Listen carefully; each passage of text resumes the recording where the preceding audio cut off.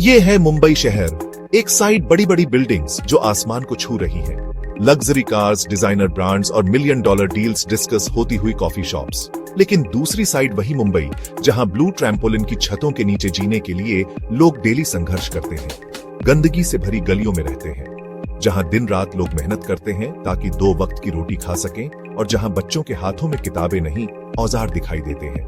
मतलब हर दिन यहाँ एक उम्मीद के साथ शुरू होता है, लेकिन खत्म होता है वही पुरानी तकलीफ के साथ। ये है भारत के मैक्सिमम पार्ट की असली सच्चाई, इनकम इनइक्वालिटी। विकिपीडिया के इस आर्टिकल के मुताबिक भारत के अंदर सिर्फ 1% ही लोग ऐसे हैं जो पूरे भारत की इनकम का लगभग 40% कमाते हैं, और वहीं इसी भारत के अंदर लगभग 50% लोग ऐसे हैं जो सिर्फ 3% इनकम कमाते हैं। ये सच में बहुत बड़ा गैप है। पर आखिर इसके पीछे का कारण क्या है? तो देखो, इसके पीछे कारण तो कई सारे हैं। लोगों के पास नौकरियों की कमी है, शहरों के अंदर रहने का खर्चा काफी ज्यादा है, टैक्स पॉलिसीज में डायरेक्ट टैक्स के साथ साथ इनडायरेक्ट टैक्स भी काफी है, जो अमीरों से ज्यादा एक आम इंसान को प्रभावित करता है। लेकिन सबसे बड़ा कारण है शिक्षा, खासकर वित्तीय शिक्षा, जिसके चलते जिंदगी में कई सारे लोग सही समय पर सही फैसले नहीं ले पाते और अपनी पूरी जिंदगी बिना कुछ अलग किए ऐसे ही गुजार देते हैं।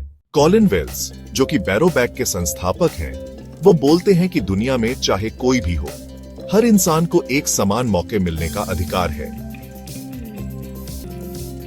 लेकिन शुरुआत होती है आर्थिक रूप से शिक्षित लोगों से, और उनकी ये बात काफी हद तक सही भी लगती है, क्योंकि हमने कई ऐसे लोग देखे हैं जिनके पास बड़ी डिग्री नहीं होती, लेकिन वो सिर्फ फाइनेंशियल एजुकेशन के दम पर लाखों करोड़ों कमा रहे होते हैं और अपनी जिंदगी में सफल होते हैं। इससे एक बात साफ हो जाती है कि अगर कोई गरीब है लेकिन वो कामयाबी पाने का सपना देखता है, खुद को आगे ले जाना चाहता है, तो फाइनेंशियल एजुकेशन उसकी यात्रा में एक बहुत बड़ी भूमिका निभाएगी, यहां तक कि एक डिग्री से भी ज्यादा।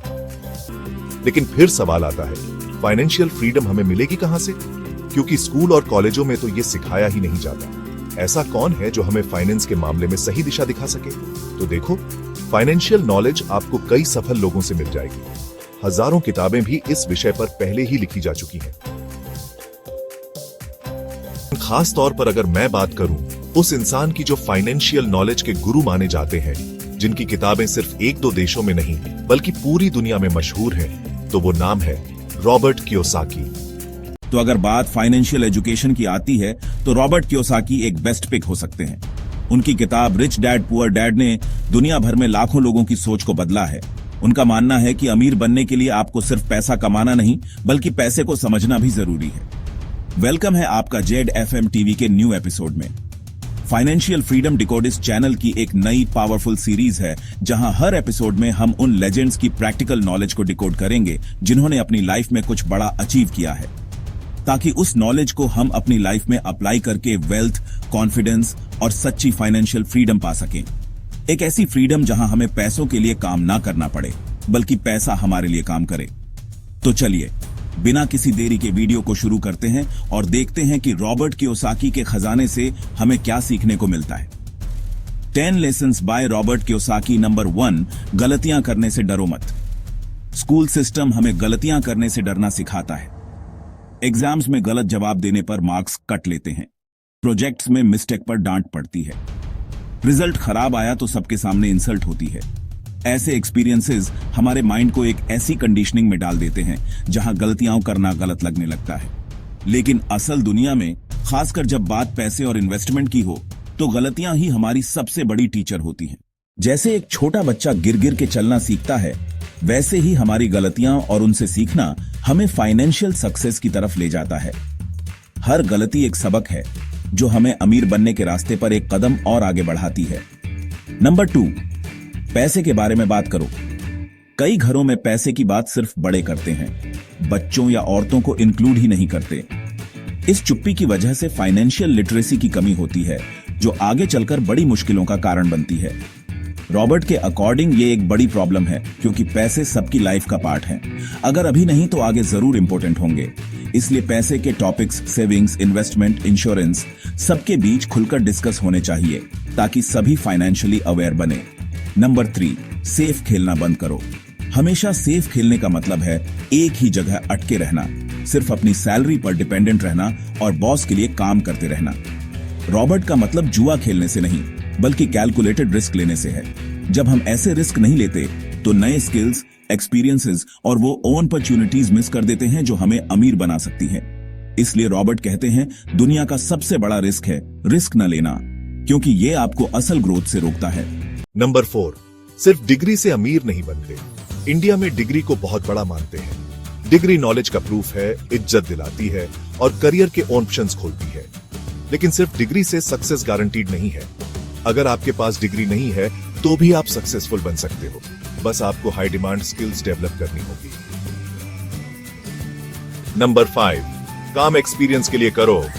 रॉबर्ट ने अपनी जवानी में सेल्स, मार्केटिंग जैसे जॉब्स किए, पैसे के लिए नहीं, एक्सपीरियंस के लिए।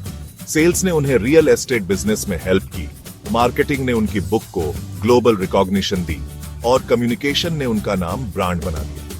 लोग सिर्फ पैसा कमाने के लिए काम करते हैं, लेकिन असली चेंज एक्सपीरियंस और नॉलेज के लिए काम करने से आता है। Number 6, I can't afford it मत बोलो। रॉबर्ट के रिच डैड ने उन्हें सिखाया, कभी मत सोचो कि तुम अफोर्ड नहीं कर सकते, हमेशा सोचो मैं इसको कैसे अफोर्ड कर सकता हूं। ये सोच दिमाग खोलती है और नए रास्ते दिखाती है। नंबर 7, खुद को एक रेपुटेशन दो। अपनी एक पहचान बनाओ जिसके लिए लोग तुम्हें याद रखें। सिर्फ सरवाइव करना, जैसे रोज उठना, जॉब पे जाना, बिल्स भरना, ये एक एवरेज लाइफ है। लेकिन रेपुटेशन बनाना एक ब्रांड बनाता है जो तुम्हारे साथ पूरी जनरेशन को बेनिफिट देता है। नंबर 8, निवेश करो पर पहले सीखो। निवेश करना जरूरी है, लेकिन बिना ज्ञान के निवेश करना जुए जैसा है। दूसरे को प्रॉफिट मिलते देख आप आंख बंद करके निवेश कर दोगे तो नुकसान होगा। पहले सीखो फिर निवेश करो। नंबर 9, एसेट्स और लायबिलिटीज को समझे। रॉबर्ट कियोसाकी ने एसेट्स बनाम लायबिलिटीज की अवधारणा को लोकप्रिय बनाया। एसेट्स जो आपकी जेब में पैसा डालें, लायबिलिटीज जो जेब से पैसा निकालें। अगर सैलरी RS पास 000 है और आप EMI पर RSN 5 लाख का आईफोन निकाल लेते हो तो यह एक लायबिलिटी है जो आपको कर्ज के जाल में फंसा देगी। पहले एसेट्स बनाओ फिर लग्जरीज लो। नंबर 10, समझदार लोगों के साथ रहो।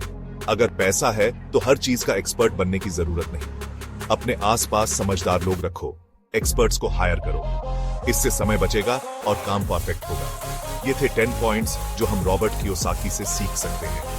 आपको इनमें से कौन सा सबसे ज्यादा काम का लगा और कौन सा पॉइंट आप अभी से लागू करने वाले हो, कमेंट्स में जरूर बताना। और अगला एपिसोड आप किस लेजेंड पर देखना चाहते हो वो भी कमेंट में लिखना।